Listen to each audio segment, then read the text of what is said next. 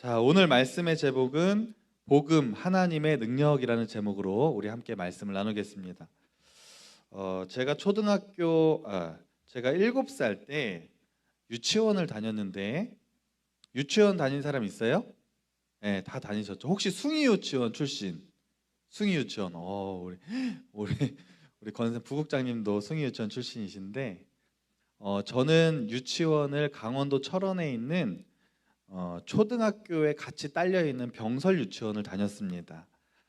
그 시절 제가 다녔던 유치원에는 유치원 차가 없었어요. 그래서 직접 집에서 유치원까지 거리가 한 10km 정도 됐기 때문에 저는 직접 버스를 타고 유치원을 혼자 다녔습니다. 여러분 생각해 보세요. 7살짜리 어린 아이가 혼자서 버스를 타고 유치원을 다닌다고 생각해 보세요. 정말 쉽지 않은 일인데 또 언니 오빠들, 그 동네에 있는 언니 오빠들이 같이 학교를 또 같은 학교가 딸려 있었기 때문에 그렇게 다녔던 것 같아요. 그리고 제가 유치원을 다닐 때에는 아직 급식이 시작이 안 됐던 시절이라서 저는 도시락을 싸가지고 다녔습니다. 아직도 기억이 나요. 유치원에 가서 아이들과 같이 막 재밌게 놀다가 점심시간이 되면 엄마가 싸준 도시락을 유치원 교실에서 3, 4, 5 모여서 같이 이렇게 막 선생님하고 먹던 기억이 아직도 기억에 생생합니다. 그런데 어느 날 변함없이 점심시간이 되었고 저도 같이 친구들과 이제 도시락을 먹기 위해서, 이 마이크 조금만 내려주시면 좋을 것 같아요. 도시락을 먹기 위해서 도시락을 딱 열었는데 거기에 무슨 반찬이 있었냐면 멸치볶음이 있었습니다. 그 순간 저의 얼굴이 굳어졌어요. 그리고 그 멸치볶음을 딱 보는 순간 뚜껑을 닫았어요. 그리고 도시락을 저쪽으로 밀어놓고 교실을 뛰쳐나갔습니다. 도시락을 먹지 않았어요. 그리고 단단히 화가 난 상태로 집에 와서 엄마한테 이렇게 얘기했어요. 엄마, 왜 멸치볶음 싸줬어? 나 이거 창피해서 안 먹었단 말이에요. 막 이러면서 7살짜리 아이가 엄마한테 도시락 반찬 투정을 했던 것이 지금도 너무 기억에 생생해요. 왜 그랬는지 모르겠어요. 지금 저 멸치볶음 굉장히 좋아하거든요. 그런데 그 7살 때의 저는 왠지 그게 되게 창피했던 것 같아요.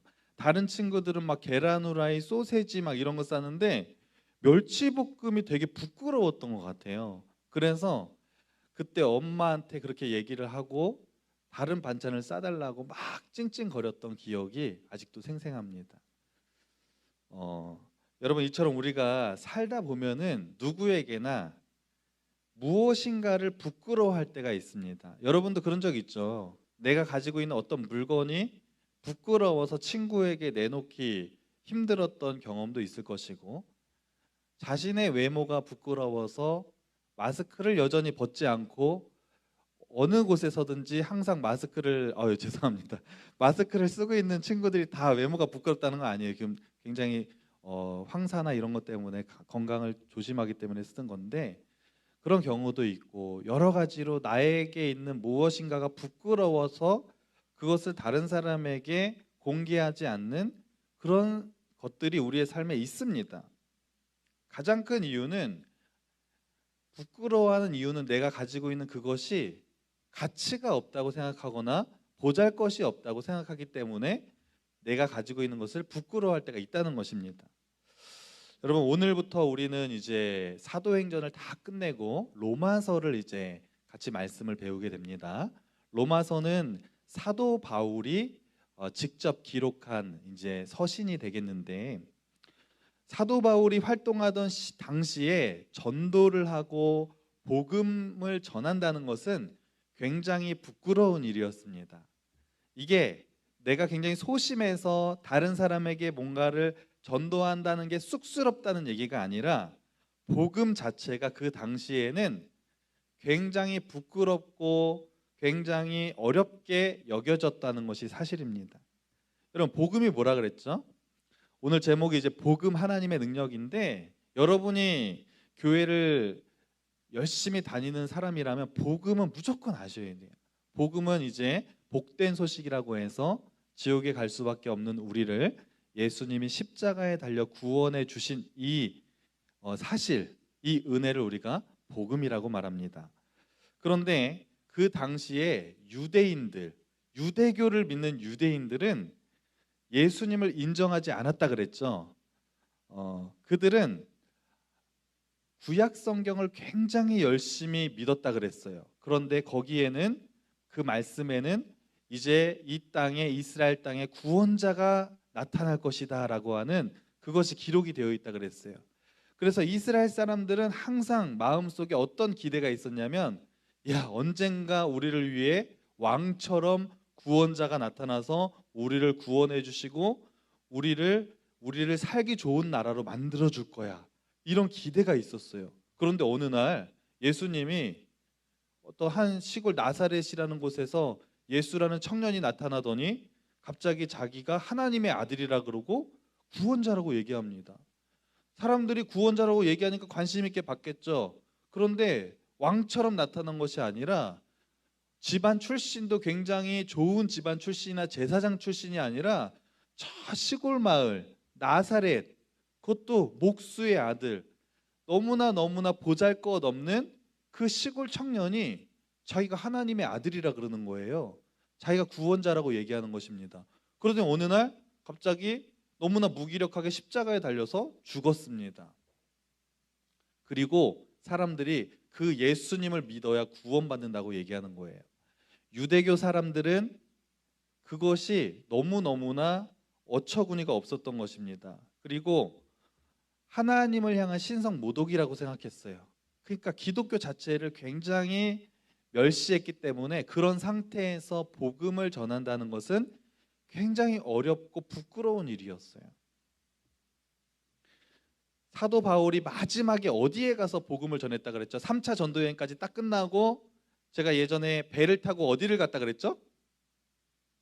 유라굴로 막 광풍을 만나서 배가 막 파손되기 직전에 어디로 갔다 그랬죠? 결국에는 로마로 갔다고 제가 말씀드렸죠. 로마에 가서 이제 복음을 전하는데, 로마 사람들은 복음을 어떻게 생각했냐면, 일단 로마 사람들은 세계 최강대국의 사람들입니다.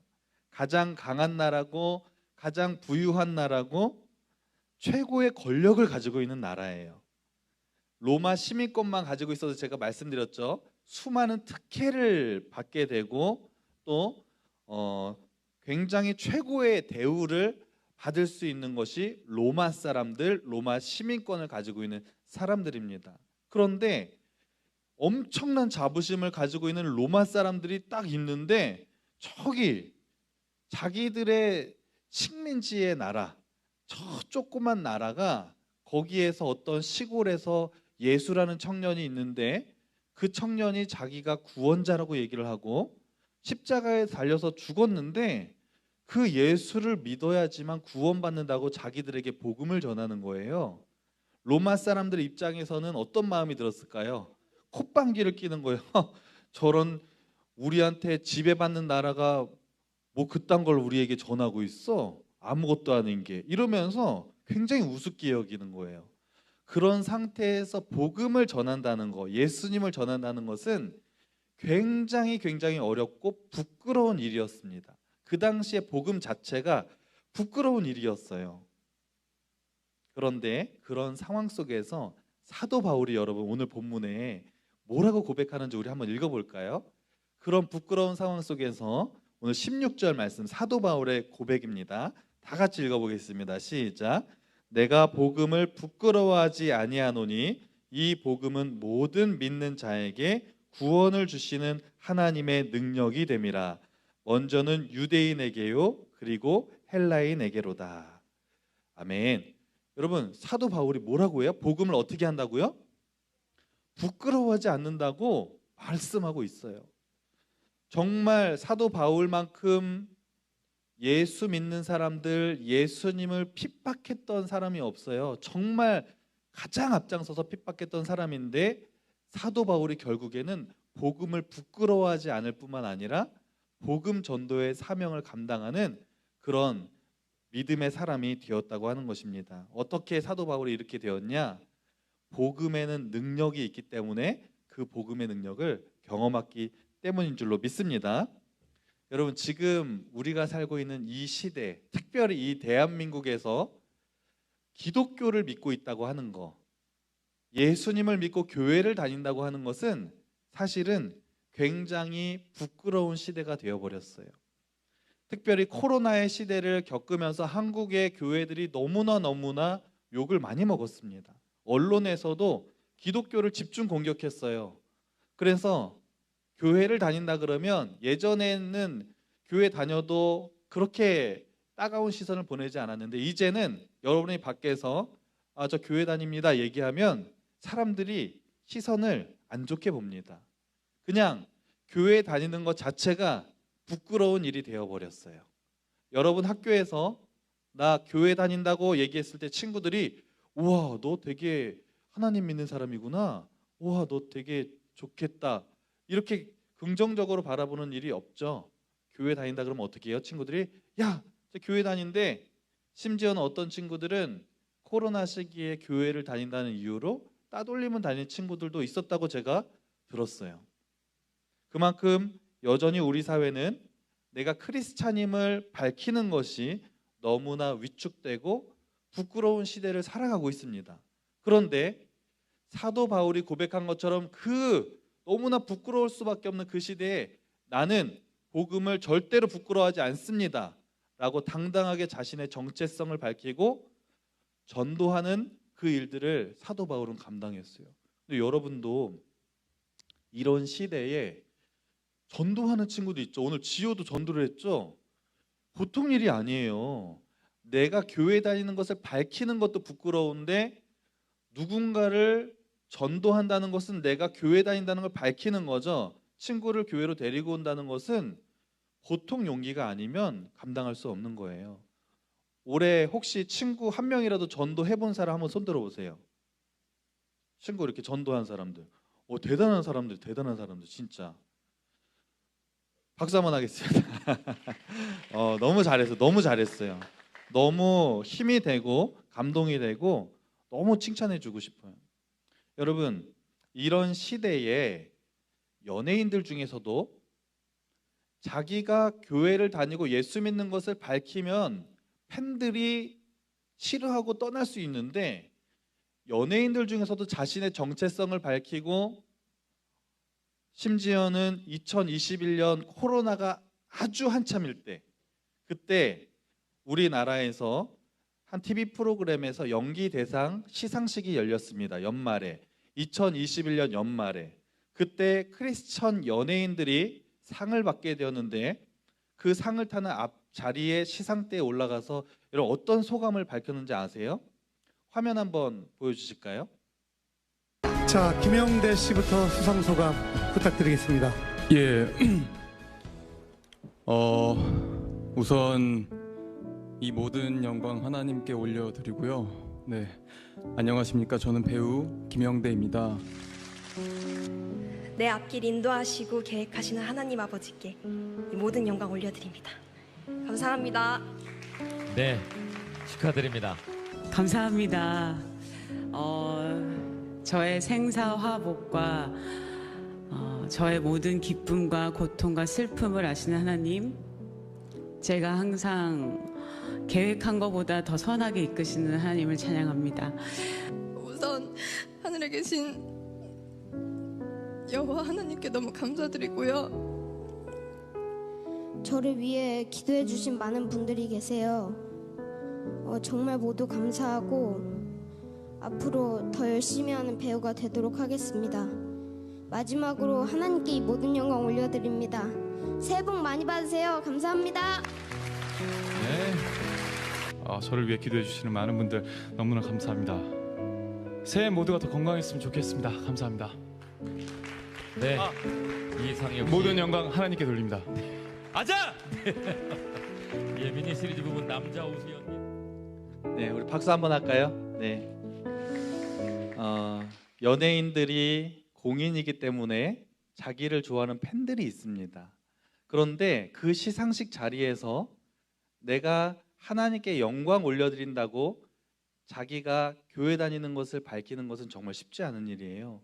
그런데 오늘 화면에 본 연예인뿐만 아니라 수많은 연예인들이 시상식에서 자신이 하나님을 믿는 것을 밝히고 공개하고 모든 영광을 하나님께 올려드렸습니다. 여러분 왜 이렇게 할 수 있는 줄 아세요? 여러분 시상식에서 부처님께 영광 올려드리겠습니다 하는 거 많이 본 적 있어요? 별로 없어요. 그런데 유독 하나님께 영광 올려드립니다, 하나님의 은혜입니다, 하나님 감사합니다라고 고백하는 연예인들이 정말 많이 있어요. 왜 그렇게 하는 줄 아세요? 복음의 능력을 경험했기 때문이에요. 하나님을 만나고 복음의 능력을 경험했더니 하나님이 나의 삶 가운데 이렇게 높여주셔서 저렇게 연기를 감당하게 하시고 시상식의 높은 자리까지 올라가게 하신 것이 하나님께서 하신 거라는 그 체험이 있기 때문에 이들이 그 자리에서 자신의 정체성을 밝힌 것입니다. 여러분, 복음은 아무것도 아닌 것 같지만 그 복음에는 아까 우리가 로마서 1장 16절을 읽었던 것처럼 그 복음에는 하나님의 능력이 나타난다고 말씀하고 있어요. 복음의 능력을 경험한 사람은 그것을 부끄럽지 않게 여겨요. 오히려 그것을 막 자랑하고 싶은 마음이 듭니다. 여러분이 지금 내가 예수 믿는 것을 누군가에게 얘기하는 것이 부끄러운 마음이 든다면 아직 그 복음의 능력을 확실하게 경험하지 못했기 때문이에요. 그런데 만약에 여러분이 그 복음의 능력을 정말 경험하면 부끄럽지 않아요. 전도하는 친구들 있잖아요. 부끄러우면 전도 못해요. 그런데 그 복음의 능력을 경험했기 때문에 친구를 또 전도할 수 있는 거예요. 제가 복음의 능력을 경험하고 나서 교회 다니는 것이 부끄럽지 않았어요. 제가 어떻게 했다 그랬죠? 저는 복음의 능력을 경험하고 하나님을 만나고 나서 고등학교 3학년 때 학교 가서 친구들이 다 보고 있는데도 불구하고 성경책을 펴놓고 성경책을 읽었어요. 많은 친구들이 비웃었어요. 야, 쟤 맨날 여자 만나고 맨날 놀러 다니고 놀기만 하는데 야, 쟤 교회 다니나 봐, 성경책 읽어, 이러면서 놀리는 친구들이 한두 명이 아니었어요. 쉬는 시간마다 말씀을 읽었어요. 처음에는 그것이 굉장히 마음이 어렵기도 했어요. 그런데 나중에 친구들이 그것을 다 인정했어요. 여러분, 하나님은 여러분이 하나님을 믿는 것을 부끄러워하지 않길 원하십니다. 여러분, 학교 다니면서 점심시간에 밥 먹죠? 그때 기도하는 친구 한번 손들어 보세요. 나는 점심시간에 확실하게 기도합니다. 이렇게 확실하게 기도하는 친구들이 있어요. 그런데 여기에는 아직 점심시간에 같이 친구들하고 밥을 먹지만 나는 교회를 다니고 나는 크리스천이지만 기도하는 것을 부끄러워하는 친구들이 있을 거예요. 왠지 친구들과 관계를 위해서 밥을 먹지만 이것이 부끄럽기 때문에 그냥 속으로 하나님 감사합니다, 아멘 이렇게 하고 그냥 먹는 친구도 있을 거고, 눈 잠깐 감았다가 그냥 뜨는 친구들도 있을 거예요. 분명히 있을 거예요. 그런데 여러분, 그렇게 하면 안 돼요. 하나님을 믿는 사람들은 그것을 부끄러워한다는 것은 우리가 하나님을 부끄러워한다는 거예요. 그러나 여러분이 하나님을 부끄러워하지 않고 당당하게 그 자리에서 기도하는 거예요. 기도하고 식사하는 거예요.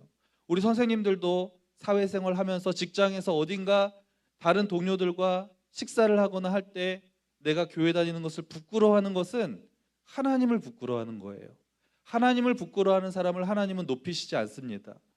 여러분이 자신의 정체성을 드러내고 하나님을 믿는 것을 다른 사람에게 나타낼 때 하나님은 그런 사람들을 자랑스럽게 여기세요. 여러분이 하나님께 영광 올려드리죠. 연예인들이 저 시상식에서 수많은 사람들이 보고 있고 TV를 보고 있는 자리에서 하나님께 영광을 올려드렸습니다. 하나님은 하나님을 자랑하고 하나님께 영광 올려드리는 사람을 높여주세요. 내가 뭔가 부끄러운 것 같지만 하나님을 자랑할 때 결국엔 하나님이 하나님을 자랑하는 사람을 하나님이 세상 사람들에게 자랑받게 하시는 줄로 믿습니다. 여러분, 이번 한 주간 살아갈 때 여러분이 누구를 만나든지 어느 장소에 있든지 여러분이 크리스찬이라는 것을 절대로 부끄러워하지 마시기를 축복합니다. 식사 시간에 식사기도 하세요. 여러분들에게 드리는 이번 한 주간 드리는 숙제예요. 그래서 내가 예수 믿는 사람이라는 것을 당당하게 밝히시고 크리스찬으로 당당하게 정체성을 밝히고 믿음으로 살아서 하나님께 영광 올려드리는 여러분 다 되시기를 간절히 축복합니다. 기도하겠습니다. 하나님, 사도 바울은 복음, 예수님을 전하는 것이 너무나 어렵고 부끄러운 시대에 살았지만 그 복음을 절대로 부끄러워하지 않다고 믿음으로 고백했던 것처럼 이 시대도 복음을 말하기 부끄럽고 예수 믿는 것을 드러내는 것이 부끄러운 시대지만 하나님, 그럼에도 불구하고 우리가 하나님을 부끄러워하지 않게 하시고 복음을 부끄러워하지 않게 하시고 나는 하나님의 자녀다, 나는 예수 믿는 사람이라는 것을 당당하게 드러내고 믿음으로 살아가는, 하나님을 드러내고 하나님께 영광 올려드리고 하나님을 자랑하며 살아가는 우리 모두가 될 수 있도록 인도하여 주옵소서. 이 모든 말씀 예수님의 이름으로 기도합니다. 아멘.